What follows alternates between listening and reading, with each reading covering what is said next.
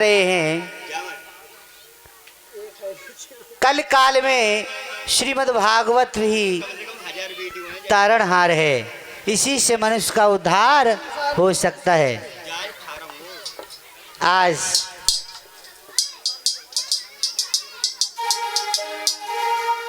श्री सूत जी महाराज समझाते हैं, भक्ति महारानी के पुत्र दो हैं, ज्ञान और वैराग। कलयुग आ गया है, कलयुग आते ही ज्ञान वैराग बूढ़े हो गए हैं। आज भक्ति महारानी बड़ी दुखी हैं, भक्ति जवान है, पुत्र बूढ़े हो गए हैं।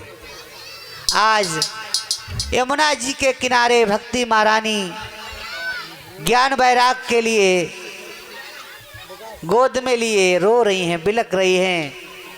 नारद ऋषि ने एक दिन यमुना जी के तीर देखी कोई सुंदरी दुखिया और अधीर। आज भक्ति महारानी रो रही है। तरुणी के सुंदर ससक नयन निज मन की बिथा कह रहे थे।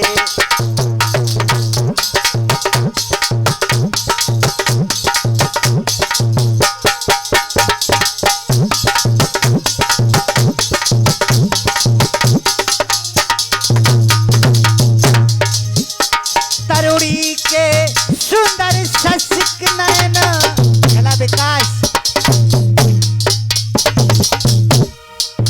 निज मन की बिथा कह रहे थे। दो बूढ़े पुरुष बेखबर से उसी के पास सो रहे थे।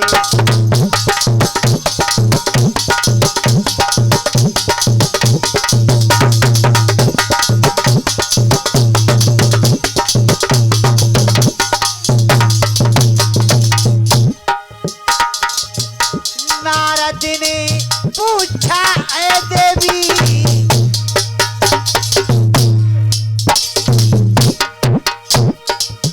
इन पुरुषों का लक्षण क्या है?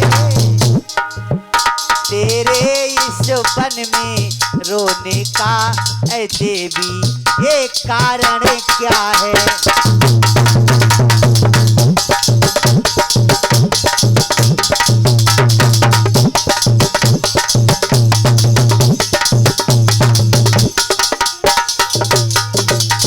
देवी तुम इस वन में क्यों रो रही हो? तुम जवान हो, ये पुरुष बूढ़े कौन हैं? हमें समझाइए। तो भक्ति महारानी ने देवर्षि नारद के लिए प्रणाम किया। हे देवर्षि नारद, मैं कोई सुंदर स्त्री नहीं, मुझे भक्ति कहते, मैं भक्ति हूँ और ये मेरे पुत्र ज्ञान वैराग है। आज भक्ति ने समझाया। सुनो देवर्षि नारद, अरे द्वापर तक भरी जवानी थी, थे आप न दोनों आपे में।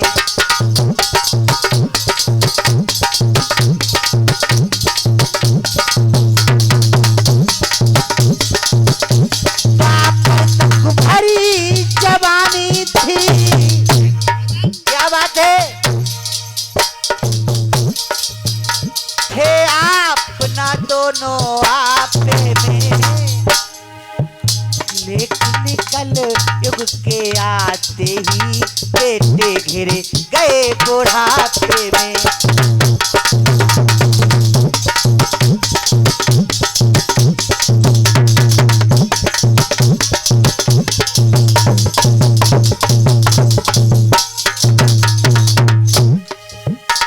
हे ऋषिराज, ये द्वापर तक भरे जवान रहे, लेकिन जब से कलयुग आया महाराज ये बूढ़े हो गए हैं। अब बात इस बात की बड़ी मुझे लाज है, गिलानी है। ऋषिराज बात तो है लज्जा की, मरने की खास निशानी है। बेटों पर इधर बुढ़ापा है, मैया पर इधर जवानी है।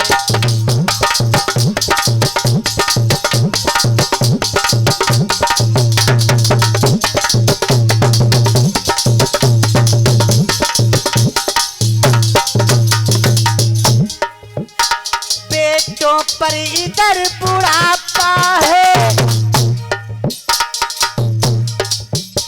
मैया पर इधर जवानी है। ऋषिराज बात है लज्जा की, भुवन की खास निशानी है।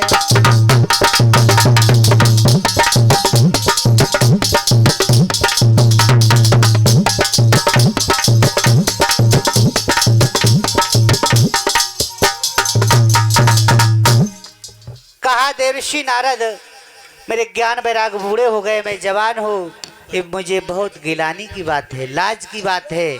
आज देवर्षि नारद ने समझाया, देवी तुम चिंता ना करो, मैं कुछ तंत्र मंत्र करके इन्हें अबे पुनः तरुण बना सकता हूँ। देवर्षि नारद ने बहुत तंत्र मंत्र किए, लेकिन उनका मानस रोग नहीं गया।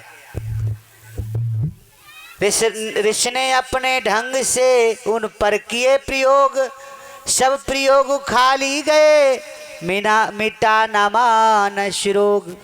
तो नारद जी ने कहा, देवी आप ठहरिए, मैं बद्र का आश्रम जा रहा हूँ, कुछ औषधि लेके आऊँगा ताकि इनका मानस दूर हो जाएगा।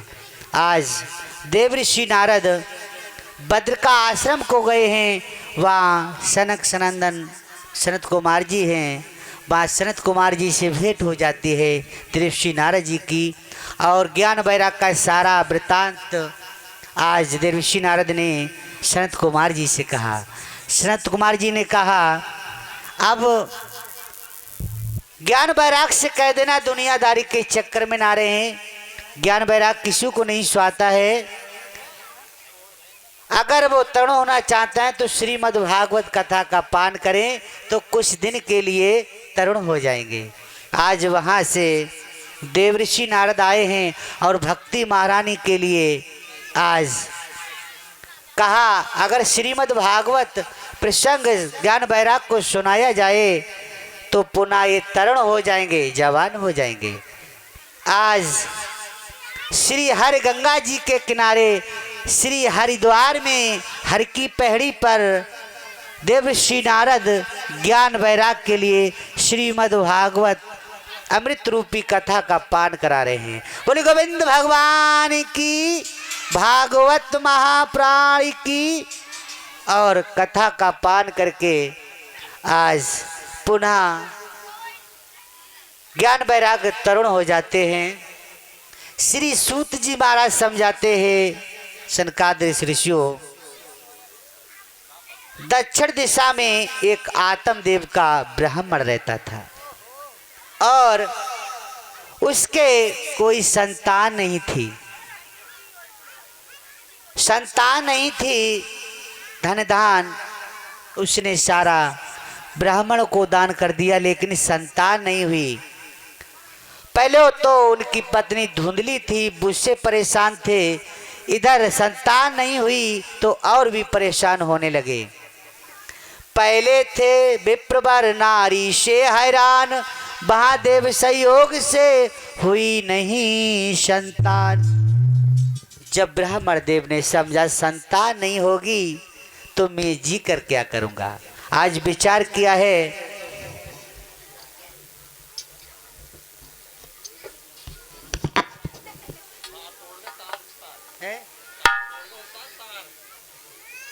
देखा नहीं। ब्राह्मण देव ने कहा संतान ना हो सकती है, ये विप्रदेव ने जान लिया, तब मरने का निश्चय करके घर छोड़ घर प्रस्थान। एक नदी के किनारे पहुंच जाते हैं। आत्मदेव नाम के ब्राह्मण आत्महत्या करना चाहते हैं।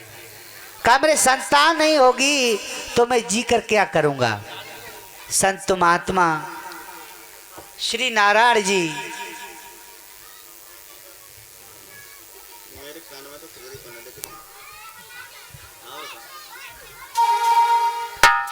संत का रूप धारण करके आते हैं। बोले क्या कर रहे हो? आत्महत्या करना चाहते हो? आत्महत्या जो करता है वो भूत योनि को प्राप्त होता है। क्या होता है माताएं?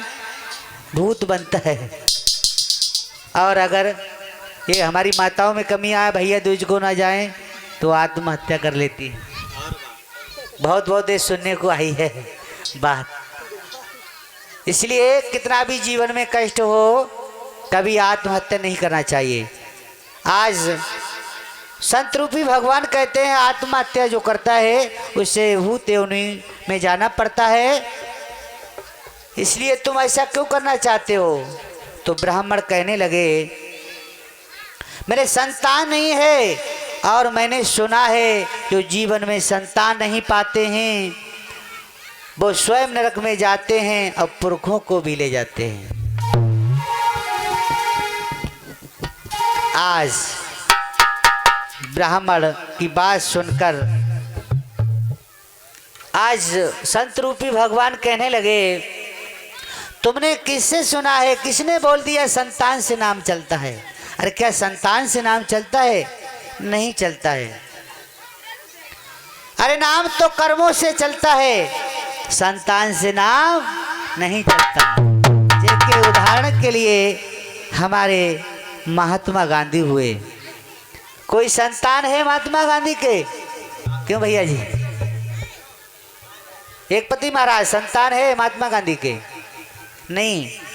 फिर भी नाम जब तक सूरज चांद रहेगा और महात्मा गांधी का नाम रहेगा। क्योंकि संतान अगर कुरूप निकल जाए, कुविचारवारी निकल जाए तो नाम चलाने की जगह डुबा देगी। इसलिए मनुष्य का नाम तो कर्म से चलता है।